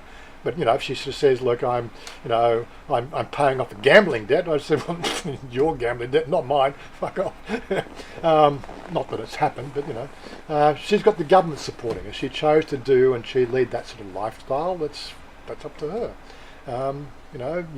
You make your own road in life. There's always this big philosophical argument that we get into with different people. It all comes down to choice, and whether choice really exists in life. I'm where I am right now because of the choices I made over a period of about 30 years, right? And I don't, although I often reflect on, well, if I'd made a different choice here or a different choice there, how different would it be? Well, you can reflect on it, but what you need to do is you need to own it. You made the choices, either by actions or by physically interacting with the world in some sort of way. I did a little bit differently in some things. If you've ever studied chaos magic, you'd know that I had certain influences. If you believe in that sort of stuff, just if you don't understand what I'm talking about, just look up. What's his name? Carol. First name. Anyway, I'm not going to go into all that philosophical stuff, but yeah, everything about life it's choice, right? Whether choice exists in this current world, I don't know. It's a mystery, but things worked out for me. So, and I think that if you made the right choices, through analysing the world from a open point of view, right, you can steer your life in the right direction. For me, it seems to have worked, right? Whether it will work for the next 30 years, it really comes down to making sure I'm plugged into lots of sources of information. People do help steer me to make choices by the way they've interacted with the world. That's what you do. Life is like that. I just realised I should go back to there. Anyway, moving along. So that's what's happened. I guess, Psycho, what was the comments that I missed? I suppose they've all sort of said congratulations and all that sort of stuff. What's the cheap? Oh, Billy, what's the cheapest phone plans? Look, it's really an open question. I'm with a company, I've told it many times, I'm with Fin Mobile. Hit me up on Facebook, I'll give you a link where they'll give you a 10% discount, and I get a 10% discount as well if you're over here. But I pay 297 baht a month for 80 gigabytes a month and 300 minutes of free calls. I think it's the best deal. That's why I'm with it, and I'd highly recommend it. It seems to work well. Robert, what kind of warranty do you get with it? Look, I'm not involved with that, Robert. I really don't know. I hope that Chanya has investigated and sought out the best advice from family and from the people she's been dealing with. I'm not on the paperwork, right? It's not really my point to inquire. I did make the point of asking the question, but again, it's whether I approve or not makes no difference. It's her risk, her responsibility. Everything's based on her business and her ability to conduct business. Yes, I will be paying the mortgage. Ultimately, that's the way it works. But I said I'm paying the rent now. So, pay rent, increase somebody else's asset value, or pay a mortgage where you're increasing your own asset value. I'm sure I'm going to get some naysayers saying something about that, but there are obviously people who are stuck in their paradigm and don't realise the fact that, if you're given the choice of paying money for somebody else's asset versus paying money for an asset within, close family ties, what would you do? You'd pay your own asset, wouldn't you? You wouldn't pay somebody else's asset. That's a no-brainer. People who completely miss that point, obviously they're the people who are still stuck in a JOB. And what does JOB stand for? That's the acronym for just over broke. Andy, house looking good. There will be always little things to fix up. There'll be videos upon videos for the next few months. Little things that go wrong, little things that need fixing. Laying the cement down for the motorcycle parking, putting the awning on, getting the outside cooker done, all that sort of stuff. There'll all be little videos, little snippets. Some of it will be videos, some will be photos on Facebook. So if you're following on Facebook, you'll definitely get to see it all happening as it happens, and little bits and pieces will make it into videos. Hopefully, nothing will change. We'll still be doing our regular Wednesday lunch outings. That's always tell people. That's our Sunday, our Wednesday. Like you guys over there on a regular job, or regular salary, or regular whatever you do, you get at least one day with your wife, and I'm sure you spend that the best way you do. We do it on a Wednesday because that's her day off. And as I say, it's always Chanya's day. She gets to choose where she wants to do, what she wants to do, and I'm the chauffeur. Andy, I always use True Thailand. Yes, True. Well, Chanya's with True. Like everybody was going to find phone companies what suit them, right? Chanya's with True. I'm with Fin Mobile, which is on the DTAC network. It's a subsidiary or one of those third-party things. I believe they do. Line has a line phone thing as well. I haven't found out any details about it, and again, I haven't been searching. But see, again, Line is owned by a Korean company. And the major asset holder or the major backer behind Line is out of out of Japan. So again, anything you do with Line doesn't help the Thai economy. At least the phone company that I'm with is Fin Mobile. It's a Thai-based company on a Thai network, which is DTAC. So I'm a big supporter for paying the piper. I live in Thailand. I like to sort of keep the money in Thailand. I said Dallo. Wazza, Jane organised an engineer to inspect our house before selling.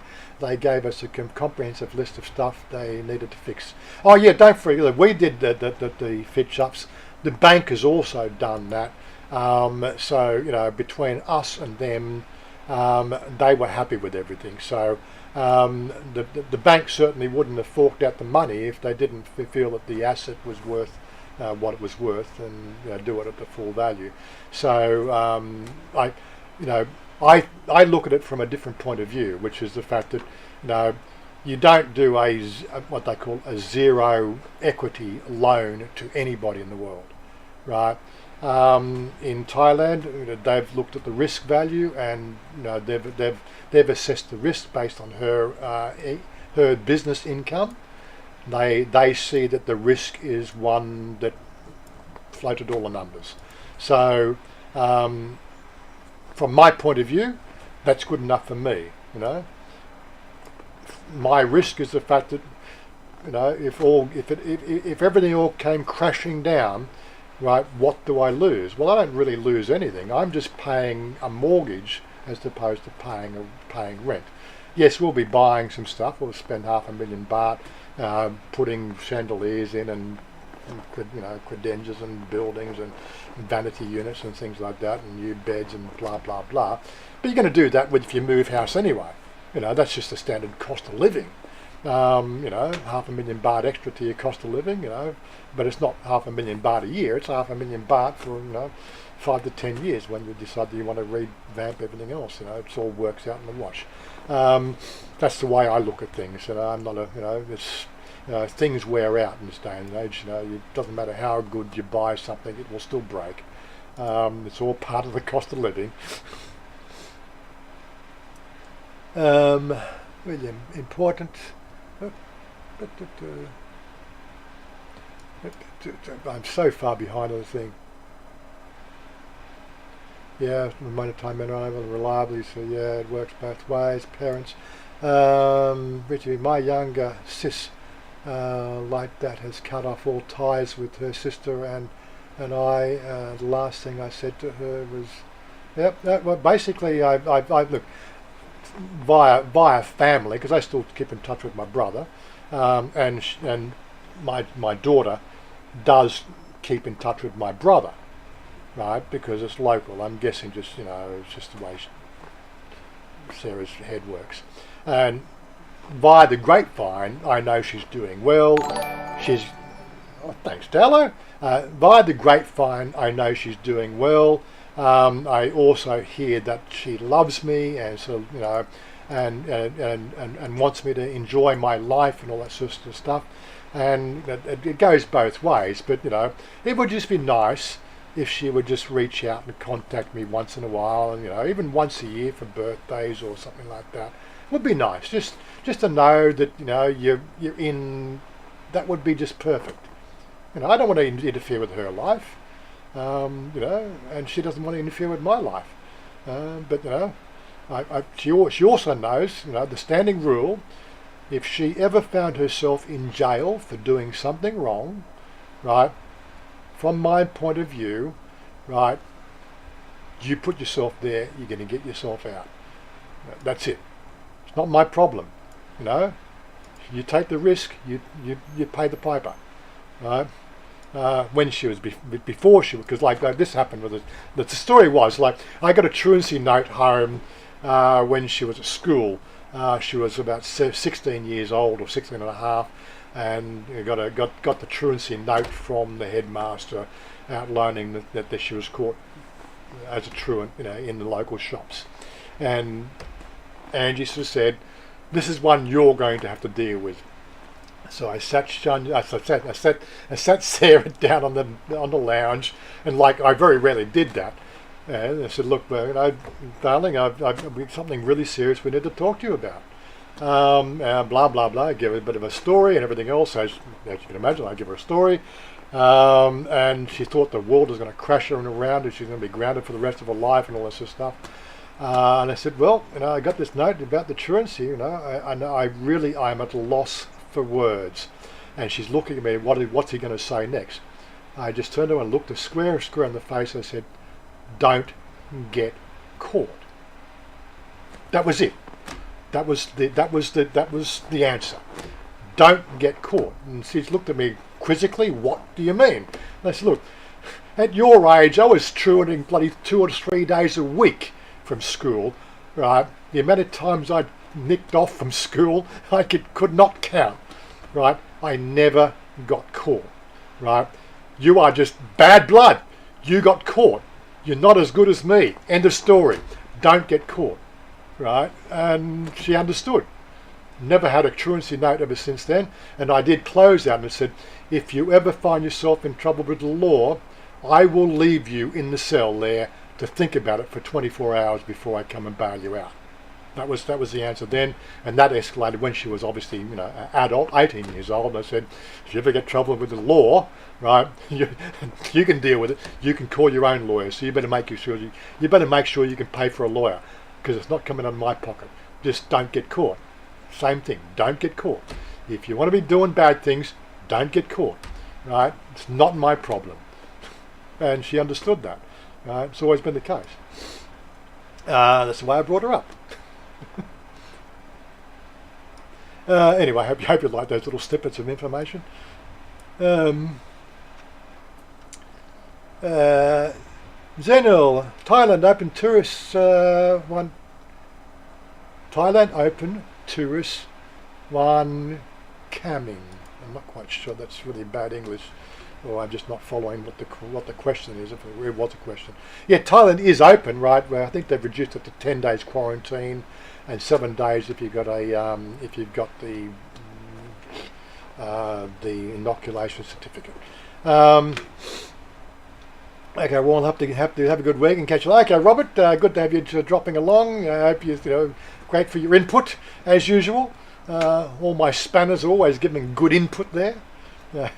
They keep answering questions that I miss. That's a team effort. I just seen my brother over the WA. Not seen each other for 10 years. It was good to catch up. Like I said, if Sarah reached out, I'm sure that we'd have a lot to talk about. But I'm a stickler for these rules that I sort of set in place, right? In my book, with the way we parted, it's up to you to reach out, right? Nothing's changed, end of story. I don't feel the need that I need to involve myself in your life, right? You've got your life. You chose your life. You chose your path, right? And when you want to interact, that's up to you.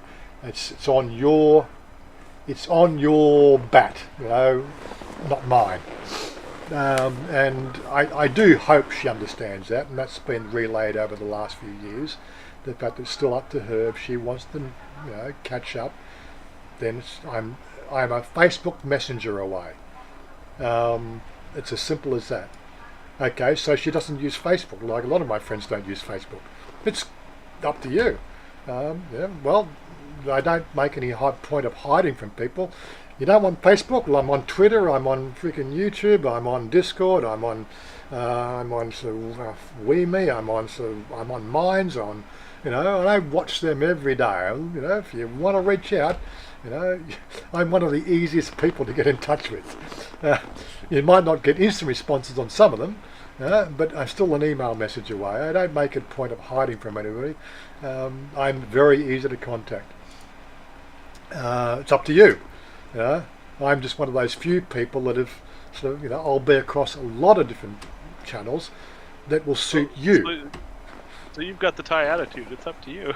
Yeah, that's it. I'm just Thai. It's up to you. I will monitor those ones that are in the list. Right? If you want to reach out, that's where you'll find me. If you want to get instant replies, hit me on Messenger. Well, not instant replies, but within a very short period of time, I will always reply on Messenger. That's my preferred angle to keep in touch with people, because that's where the bulk of my contacts hang out. But if you want to be more private, all the links are there. Just look at my YouTube channel. They're easily found. Right, I'm on Steam as well. If you've got a Steam account, hit me up on Steam. Send me a friend request. Right, I will communicate on all those channels. Right, I don't just say I'm not answering comments on my YouTube channel anymore. I don't sort of say, I'm sorry, I'm off Facebook, so, hit me up on Skype or so. I don't do that. I could quite easily do it, but I don't do it. That sort of somehow in my mind it sort of says, well, fuck the world, Well, I don't want to, the world's fucked up enough. People need friends out there. Excuse me. Just moving that off the way because I thought I was going to spill it. Yeah, it's old saying, you can pick your friends, but you can't choose your family. That's it. That's a good. That's an attitude. I don't really have any problem with my family. It's just the fact that being the eldest son. I was always looking out for my younger brothers and sisters. Of course, my sister went off and got married early, much to all the anxiety that caused. But it was a choice. She had ample time to assess that situation. I don't know whether she just wanted out of the family or not, but she wanted to hook up with that guy, and she did, and it all went sideways. She actually married the brother of a good friend of ours, which was weird. But I suppose in those days that's how things happened, wasn't it? These days it's all done online. Some people that get married straight off, a Facebook Messenger conversation. A lot of your family are nuts. I'm just trying to think of a free hitchhiker's quote. The only Ogleronians that were ever to leave their tree, the ones who held the heinous in belief as whether other Ogler nut trees were actually capable of supporting life. Anything that comes to mind there. I can't remember the whole quote. Got to go back and listen to my hitchhikers again. Richie, you have 4 sisters. I can't imagine what the bloody bathroom looked like. How many bathrooms did you have? Did they have a separate bathroom each? God, where's my razor gone? That's the only thing I can think of there, Richie. Where's my razor? It's got leg hair in it. God, can't you use your own razor? I only had one sister. Get the idea. And we only had one bathroom, so yes. And of course, this house here, I got Chanya and I got Mother, and you can imagine what the bathroom's like. I got, all the beautifying products. At least we've got 3 bedrooms. They're going to spread across all that stuff across 3 bathrooms now. You wait and see. I might claim the bathroom that's off the upstairs hall as, we've got the man cave, and that's going to be the man cave bathroom, okay? Stay out. I wonder how far that's going to go.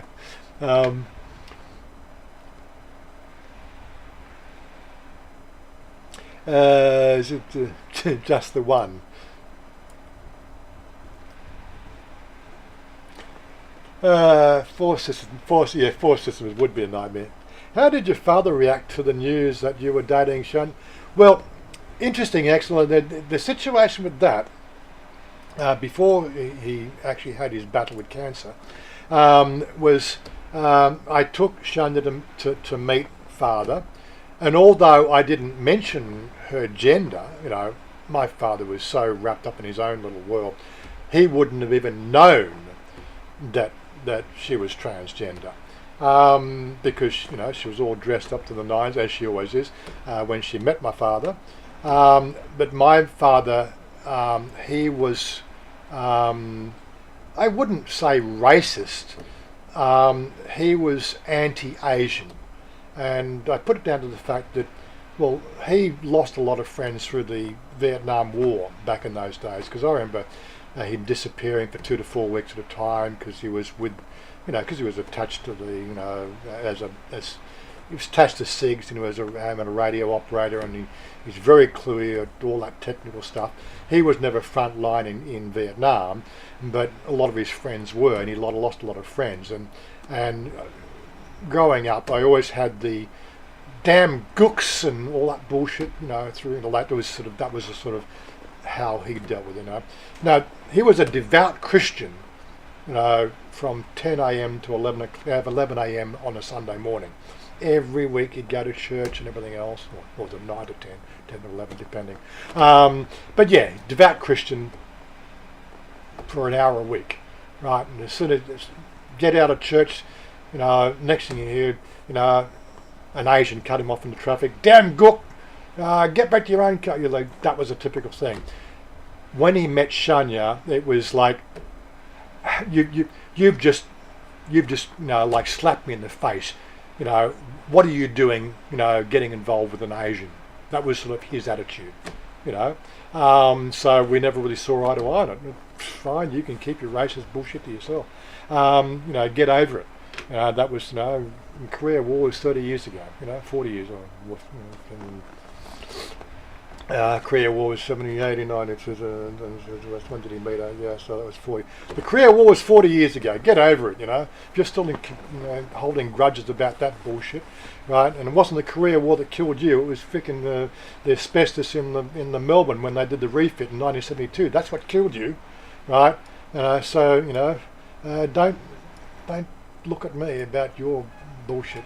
Anyway, so. But we got over sort of things like that. But he just wouldn't. We never saw eye to eye on it. That was the way we were. His final 3 months, because like when he was diagnosed with the stomach cancer, it was in the bottom of his lungs, which very quickly sort of was like. It was a lung cancer that's not a lung cancer because of the fact that the asbestos was in the bottom of his lungs, right? That's where it started, but it spread very quickly to his stomach. First 3 months he was back and forth to the doctor while they got all the diagnostics. And then pretty much he was put into the palliative care ward after that. And he spent 3 months in the palliative care ward because it was very quick. The onset and everything just very, very quickly escalated. Once it got into the stomach, it was no amount of operating, and they wouldn't have operated anyway because it was his age. They wouldn't have done much to fix it. It's asbestos cancer. Well, there is a special name they give to it. There's nothing to do about like you can do lung transplants, but you've got to get before the lung cancer spreads. You've got to take the lungs out and do transplants. They won't do lung transplants when you're over 60 anyway. So such is life. So it was one of those things. So he had a 6 month battle with cancer. 3 months he dealt with through drugs. They didn't do chemo because they said there's no point in doing chemo, right? The thing that's causing the problem can't be removed unless, of course, we cut your lungs out. So what do? That's it. That's the end of the story. It's like, what can you do? So he just had to deal with it. His biggest problem through those last 3 months was the fact that every day he was to say, give me a pill, I would like to go now with family around me. That's all he wanted to do. He wanted to go out peacefully. He didn't want to be helped, up to the eyeballs in morphine for the pain. He just wanted to pass on. That was his attitude. Had a good life, I can't remember what his age was. He was 73, 74. I've had a good life, right? I've enjoyed my life. This is just, one of the things you're going to deal with. Life is not permanent, right? Everybody dies. I'm happy. I like his attitude to it, But please, don't put me through months of this bullshit where I'm not me. I'm, drugged up to the eyeballs because of pain. Could I just take a pill, get all my close family around me, and just pass on, like the North American Indians would do? Just do it that way. Can we do it that way? No, can't do that shit. It's rather, I think the Western society have really got some really strange furbles in their attitude to this shit. If you choose, if you've got no way to rectify, there's no way you can fix that problem, right? Why can't you be given the option to go out peacefully? We do it with our pets, but you can't do it with your loved ones. Anyway, just always, I'm sorry, I'm just getting a little bit annoyed with it. I wish we just, as a society of human beings, as civil thinking people, we need to fix that one. That's just really wrong.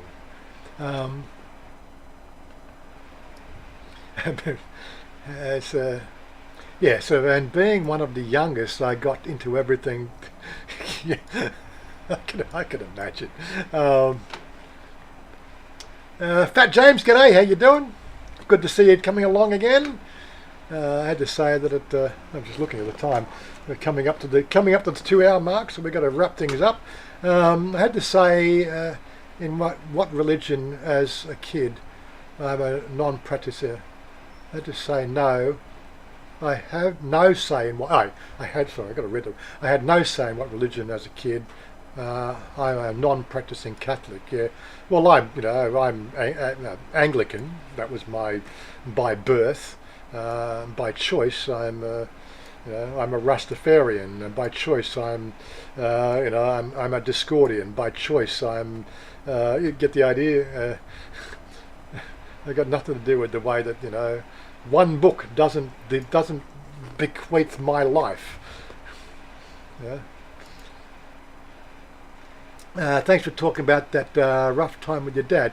I know that's pretty personal stuff. Well, I said I think that's one of the things we've got here in this channel, and I don't mind talking about my life. I've got nothing to hide. I read a really good book. 25 to 30 years ago, Owning Your Own Shadow by Robert A. Johnson. Highly recommend that book to everybody. Get out in front of the things that you have difficulty dealing with. Always be in front of the shit, then people can't fucking use it against you.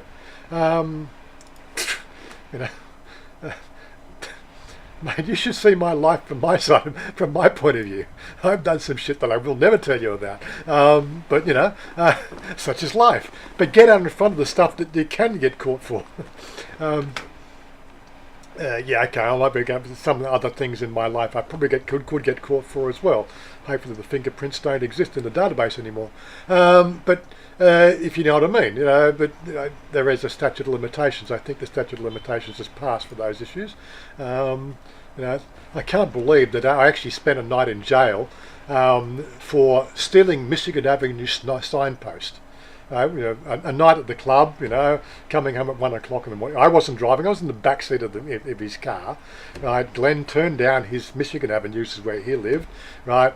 And somebody had knocked over Michigan Avenue signpost, right? That was where he lived. And so the idea was, well, let's take this home and sort of salvage the sign because it's broken. Shoved the fucking signpost into the back of the car. Really? And I was the oldest. The three of them, they were only 17. I was the only person that was over 18, right? And basically, I was the ringleader. Yeah. Still, look, I think okay. So I got a 1 year probation when I got in front of the judge. But the stipulation was the fact that don't get caught again. And it'll be wiped. I'm pretty sure it still sits in the database. But I can't imagine all the shit I was doing in that time of my life, and I get thrown in jail and in front of the judge for stealing Michigan Avenue signpost. Really? That's all you could get me on? Long story short, yeah. I've done some wicked stuff in my life. My dad died of asbestos. My dad died of asbestosis. I thought that's another name for it. I can't remember whether you couldn't have him possibly get him to I hope you're sending a joke there because I can't think of anything worse than actually the actual ailment, asbestosis, which is that's not the actual name that they give it to it in medical terms. But I think I know. Hopefully it's just that's a joke. But yeah.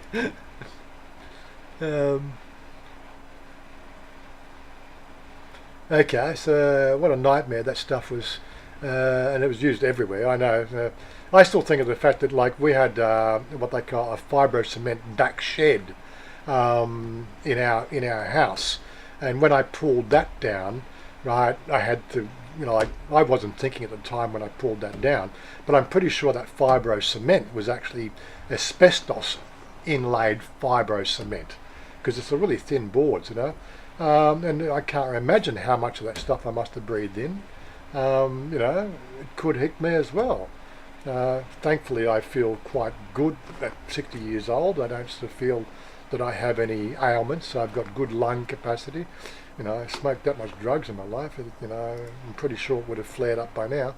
But the thing is, that's the thing. See, my lungs have been conditioned for tobacco and other impurities, whereas my father was a non-smoker. I guess his lungs probably couldn't tolerate the impurities as much as what mine can. But then again, we were talking about, pulling down like a back shed in the property, as opposed to being in a closed environment. Although they were doing the refit on the Melbourne, right, outside the radio environment, right, he had to walk through that every day while they were doing the refit, for months on end. So it was always in the air, and he's breathing it everywhere. Not like I was doing. I was just knocking a shed down. Had to get rid of the stuff, and I was breaking up apart, and I remember some dust coming everywhere. But it was only a short bursts of it, and you tend to sort of move away. You didn't really think about it. The fact that it's asbestos. It was some fibro cement. You don't want to breathe that shit in anyway, so you try to avoid it. And it was only over a period of a few hours that I probably would have breathed it in, so hopefully I didn't get too much of it in my lungs. But he would have been in it for months on end. LMA, Wazza, what was wrong with your camera at the car show? It didn't focus well. Well, I keep on thinking, when I go to the car show, I should take the Panasonic. But to do that sort of video, I'd have to do a third recording so I can get a different audio source between the two cameras, because then I have to use it's a long, complicated process. And I was only going there to meet up with Goy and Ludwig anyway, showing you a few bits and pieces. Trouble with when I use the Bluetooth microphone, because it's Bluetooth, there's so much Bluetooth signaling inside those closed environments, it gets all scratchy, and I have to cut bits of the conversation out, because it just the audio comes through screwed up, because there's so many Bluetooth pairing. I need to come up with a better audio system. I have to do what Pat does. That's what I'm thinking of doing next. Is probably sort of set it. I've actually bought the thing that Pat's got. It's in one of my thing. It's a little thing that does recording. It's for doing like podcasts. That's what he uses, and he uses a wired labial mic. I might have to do that, but then of course I need to then do what they call syncing of lip syncing on the videos, and when you've got 50 little clips, to try to do a single recorded session and then cut that audio up into 50 different pieces and then splice them all together. A 2 to 3 hour video editing session can become 2 to 3 days. It's quite a job, so it's why I've tried to avoid it. But I'll get there. When I'm 50,000 subscribers and you want better quality of my video, I'll get better at it. At the moment, it's just not worth the effort.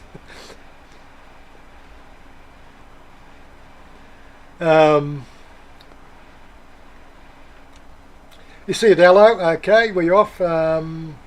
Thanks for entertaining afternoon. I try to make it entertaining. and Dallas. Well, we're missing Stephen. Stephen hasn't turned up today to give his little quirks of funniness. We always miss Stephen when he's not doing that sort of stuff. Penny DeLong, hey, we're just joining at the closing stages. Audio ain't important when it comes to the filming of the girls. I'm sure everybody would agree. Well, yeah, it's just the fact that, like, if I use open mic on the two cameras, you can tell the difference between the audio sources, because the audio is a lot different between the two of them. It'd be nice to have a single audio to go with it, which means doing a separate recording and then sort of mixing the audio together and then dropping audio channels. I'm just a bit fussy that way. Don't forget the thumbs up, guys. Yes, exactly. Hit that thumbs up. We are getting out of here. We're 3 minutes past the hour. I got to get out of here. Thanks for joining in, Oggy. I know you didn't talk much today because I'm always talking. The Psycho for your input. Too bad sort of Sonny didn't stay around and give his input. He said before he doesn't enjoy doing the live streams, and you know, it's just not his scene. I'm sure he'll get into doing it at some stage. He'll probably do it better than me at some stage as well when he starts doing it. But he's been too busy with his food truck, which is doing quite well. And by the way, big plug for Steve, for Sonny with his Miso Hungry franchise, which is what his latest endeavour is. Check it out if you're in Phuket area.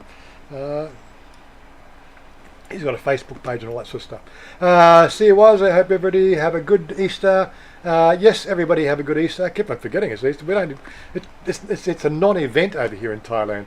The only reason why I know it's on is the fact that people have been wishing me, you know, happy Easter for the last 2 days.